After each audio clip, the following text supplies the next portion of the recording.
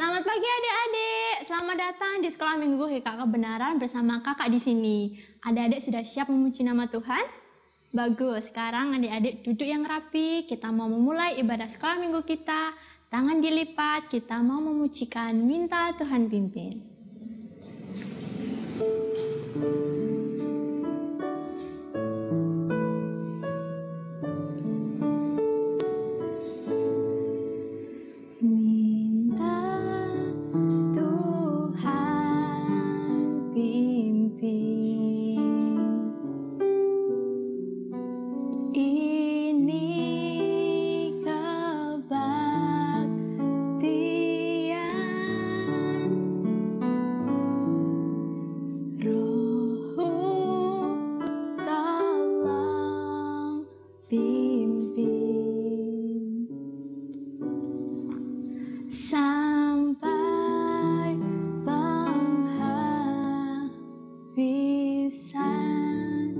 Sekarang tangan dilipat, mata ditutup, kita mau berdoa bersama-sama. Tuhan Yesus, terima kasih Tuhan atas berkat-Mu pada pagi hari ini. Engkau telah memberi kesehatan kepada kami. Tuhan, sebentar lagi kami mau mulai ibadah sekolah minggu. Tuhan berkati dari awal, pertengahan, hingga akhirnya. Terima kasih Tuhan, hanya di dalam nama Tuhan Yesus Kristus kami sudah berdoa dan mengucap syukur. Amin. Adik-adik di rumah, siapa yang di sini sudah berdoa tadi pagi? Nah, yang sudah berdoa bagus, tingkatkan ya. Dan yang belum berdoa, coba kakak mau tanya, adik-adik bangun pagi, badan sudah sehat bukan? Nah, coba sekarang lihat matahari. Matahari terbit itu tepat waktu. Itu tuh semua karena apa? Karena anugerah dari Tuhan. Kesehatan adik-adik waktu bangun pagi tadi, itu juga merupakan anugerah dari Tuhan. Maka dari itu adik-adik, kita wajib untuk mengucap syukur kepada Tuhan. Sekarang kita mau menyanyikan Matahari Bersinar Terang.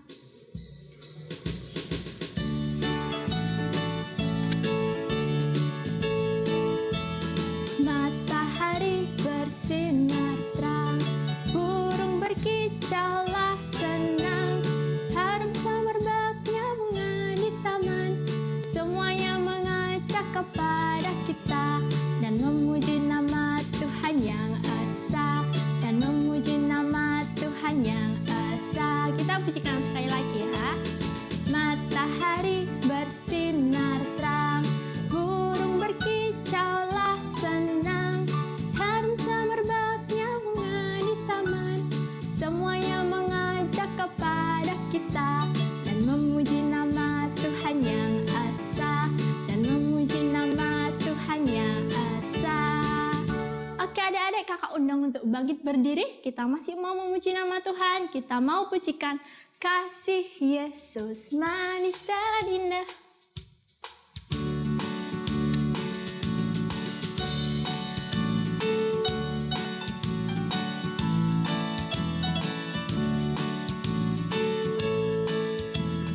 Kasih Yesus manis dan indah, kasih Yesus manis dan indah, kasih Yesus manis dan indah. Oh oh sungguh indah, amat tinggi takkan teratasi, amat dalam takkan terselami, amat lebar takkan terkelilingi. Oh oh sungguh indah. Oke adik-adik, kakak mau tanya lagi. Adik-adik di sini siapa yang punya teman? Siapa yang punya sahabat? Pasti adik-adik punya sahabat kan? Nah, semua sahabat itu tidak semuanya bisa ada bersama kita di saat kita susah ataupun di saat kita sedih, karena keterbatasan kita sebagai manusia.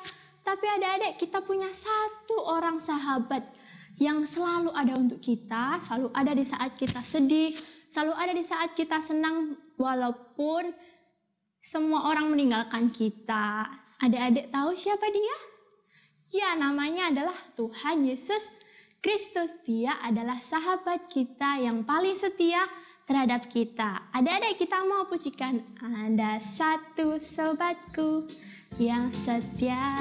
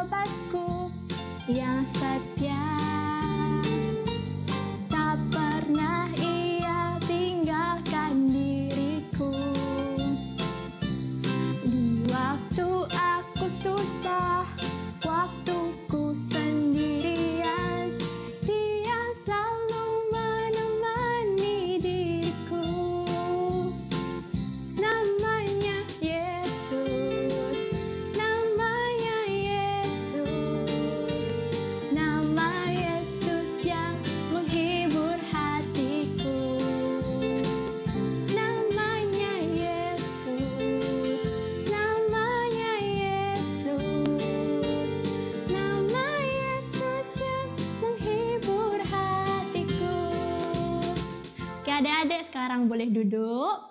Tiba saatnya untuk kita mau mendengarkan firman Tuhan. Kita persiapkan diri kita. Kita mau pujikan Yesus sayang padaku.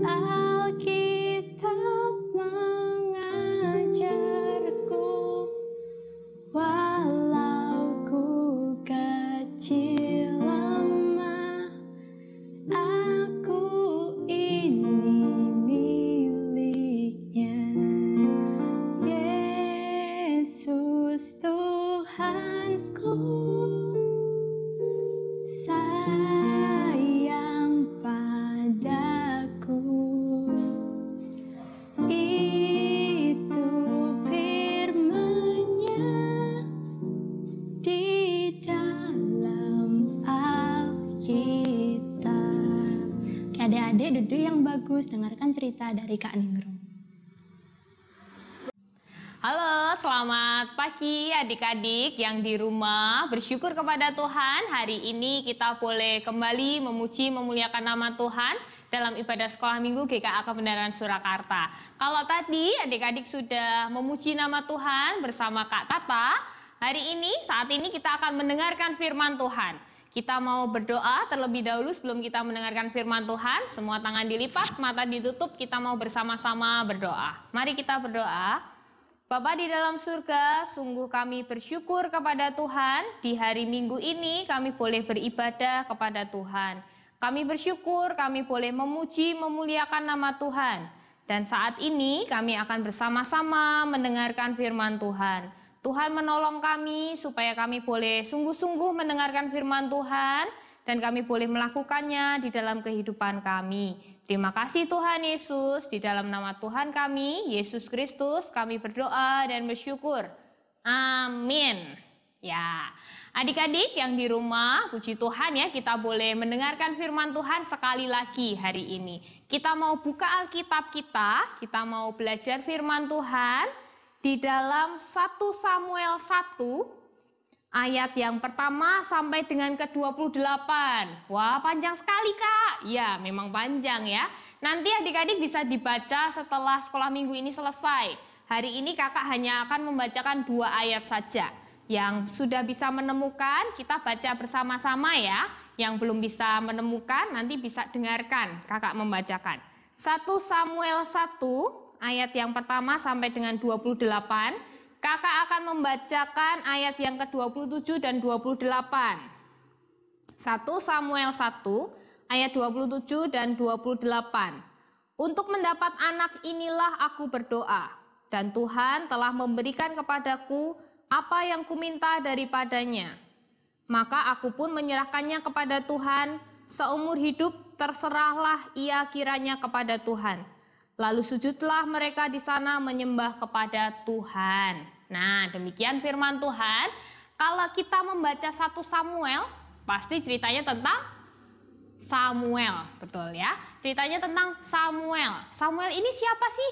Nah, dahulu kisah di Alkitab itu ada seorang ibu yang bernama Ibu Hana. Ibu Hana ini istri dari Bapak Elkana. Siapa ya mereka? Mereka itu adalah keluarga yang berbahagia. Ibu Hana dan Bapak Elkana. Mereka hidup bertahun-tahun dalam kebahagiaan. Sayangnya, Ibu Hana tidak bisa memiliki anak, ya. Mereka sedih sekali karena Ibu Hana tidak bisa mengandung, tidak bisa memiliki anak. Lalu Ibu Hana ini orang yang taat kepada Allah. Setiap hari dia berdoa kepada Allah. Tapi teman-teman Ibu Hana itu mengejeknya karena dia tidak bisa punya anak. Dia ketawain, wah kasihan ya Ibu Hana, dia nggak bisa punya anak. Ya, lalu Ibu Hana sedih sekali. Dia lari ke bait Allah lalu berdoa dengan sungguh-sungguh setiap hari, tahun demi tahun. Dia rajin sekali berdoa. Dia berdoa dengan sungguh-sungguh kepada Allah sampai tidak terdengar. Jadi di dalam hati dia berdoa sambil mulutnya komat-kamit gitu ya. Kalau kita berdoa dalam hati tapi suaranya tidak terdengar. Nah seperti itu. Ketika itu di bait Allah ada Imam Eli. Imam Eli melihat Ibu Hana berdoa. Terus tapi dia melihat ini Ibu Hana ini sedang ngapain ya? Dia berdoa tapi tidak seperti orang berdoa, tidak ada suaranya tapi mulutnya komat-kamit kayak ngomong gitu tapi nggak ada suaranya. Jangan-jangan dia mabuk ya? Imam Eli berpikir seperti itu. Nah, ketika Ibu Hana sudah selesai berdoa, Imam Eli menanyakan, Ibu Hana, apa yang kamu lakukan di sini? Kenapa kok kamu seperti orang mabuk? Kenapa kok mulutmu komat-kamit tapi tidak mengeluarkan suara? Lalu Ibu Hana bilang, iya Imam Eli, aku sedang sungguh-sungguh berdoa. Karena aku ingin memiliki anak, jadi aku sungguh-sungguh berdoa kepada Tuhan setiap hari supaya aku memiliki anak. Lalu Imam Eli paham dan mengerti kerinduan Ibu Hana ingin memiliki anak. Lalu dia bilang, oh baiklah Ibu Hana, kiranya kehendak Tuhan terjadi atasmu ya. Kemudian Imam Eli pun didoakan oleh Imam Eli ini. Jadi Ibu Hana didoakan oleh Imam Eli.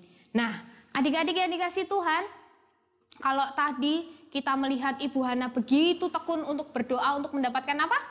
Anak ya. Apakah Tuhan mewujudkan kerinduan Ibu Hana itu? Ya, setelah itu, setelah dia setiap hari tekun berdoa tahun demi tahun, bukan hanya waktu yang singkat, tapi waktu yang begitu panjang. Ketika Ibu Hana ini tekun sekali berdoa, Allah mengabulkannya. Sampai akhirnya Ibu Hana mengandung anak ya. Akhirnya Ibu Hana melahirkan seorang anak yang dinamai Samuel. Nah, itulah kisah dari cerita seorang anak yang bernama Samuel. Adik-adik, hari ini kita belajar tentang Ibu Hana dan Bapak Elkana juga Imam Eli tentang berdoa, bertekun dalam doa. Gimana ya Kak caranya supaya kita bisa bertekun dalam doa? Ada 3 cara ya.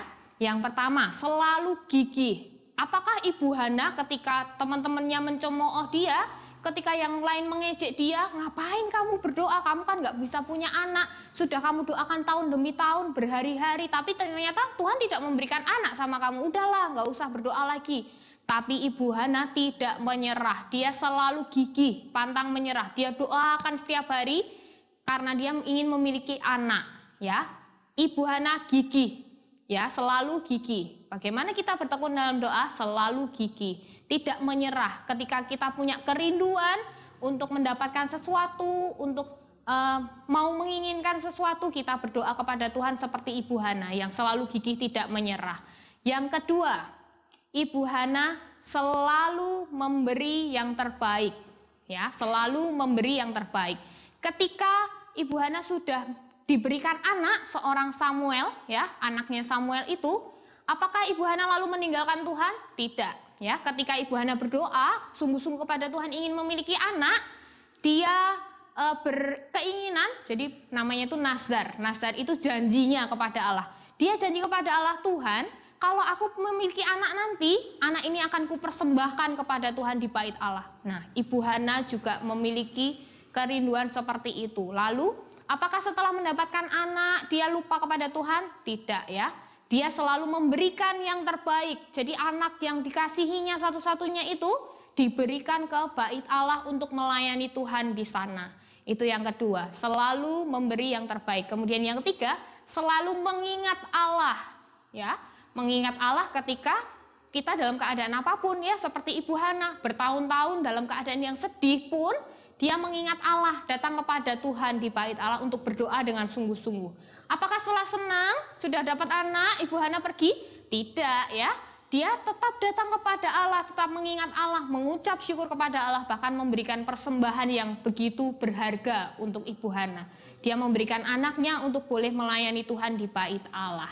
Ya adik-adik, kita boleh belajar 3 hari ini. Selalu gigih di dalam berdoa. Selalu memberikan yang terbaik. Ketika kita sudah mendapatkan pun, kita juga memberikan kepada Tuhan yang terbaik. Terbukti ketika Ibu Hana memberikan yang terbaik, anak satu-satunya ini, Tuhan tidak tinggal diam. Dia memberikan 3 anak laki-laki dan 2 anak perempuan lagi. Kalau kalian baca di kelanjutan kitab yang tadi, ya. Kemudian yang ketiga, selalu mengingat Allah. Ya, itulah yang kita pelajari hari ini, bertekun dalam doa. Lalu, Kak, kalau sudah melakukan 3 itu apa ya yang harus kita doakan? Ya, apa yang harus kita doakan? Kalau kalian berdoa, tangan kalian pasti seperti ini kan? Tangannya dilipat, ya. Seperti kakak tadi mengajak kalian berdoa, sikap doa yang baik, tangan dilipat, mata ditutup, gitu kan? Nah, kalau tangan kita berdoa dilipat, jari yang begitu dekat dengan kita, yang harus kita doakan, ini adalah jempol. Jempol itu ibu jari. Itu paling dekat dengan kita. Doakan yang pertama untuk orang-orang yang terdekat dengan kita. Siapa orang yang terdekat dengan kita? Mungkin keluarga kita, mungkin sahabat kita, teman kita, kakek nenek, orang tua, adik kakak. Nah, itu orang-orang yang terdekat dengan kita. Doakan mereka. Lalu, setelah jempol, ibu jari, ini ada telunjuk. Telunjuk ini, siapa yang harus kita doakan? Telunjuk ini biasa menunjuk-nunjuk ya. Menunjuk untuk kita melakukan hal-hal yang baik. Siapakah itu? Guru kita, pendeta kita, kakak-kakak sekolah minggu. Nah, itu untuk doa yang telunjuk ini ya. Yang pertama tadi ibu jari yang paling dekat dengan kita, lalu telunjuk orang yang sering menunjuk kita untuk melakukan hal-hal yang baik, guru-guru kita atau pendeta kita, bapak pendeta, kemudian kakak sekolah minggu, boleh ya. Lalu yang paling tengah ini ukurannya yang paling tinggi. Kita harus berdoa untuk siapa? Untuk pemerintah kita. Siapa ya pemerintah kita itu? Bapak Presiden, Wali Kota, Bapak RT, RW, itu yang kita doakan. Supaya mereka juga bisa memimpin negara kita, memimpin daerah kita dengan baik ya. Lalu siapa lagi Kak yang harus kita doakan? Ini namanya jari manis. Jari manis ini jari yang paling lemah di antara jari yang lainnya, ya kan? Coba kalau kalian lihat, ini yang paling lemah karena tidak sering dipakai ya. Jadi jari manis ini kita mendoakan orang-orang yang lemah. Siapa orang-orang lemah itu? Pengemis ya, orang yang lemah secara fisik. Mungkin ada seseorang yang kamu kenal yang mengalami sakit. Itu orang-orang yang lemah, orang-orang yang tidak punya rumah, itu juga orang-orang yang lemah. Kita doakan mereka. Lalu yang paling terakhir, paling jauh dengan kita dan paling kecil. Kita berdoa untuk siapa ini ya? Ini untuk diri kita sendiri. Jadi kita berdoa untuk kebutuhan kita, untuk apa yang kita inginkan, untuk cita-cita kita, itu di urutan doa yang paling terakhir. Nah, jadi bertekun dalam doa tadi kuncinya ada 3. Selalu gigih, selalu mengingat Allah, dan selalu memberi yang terbaik.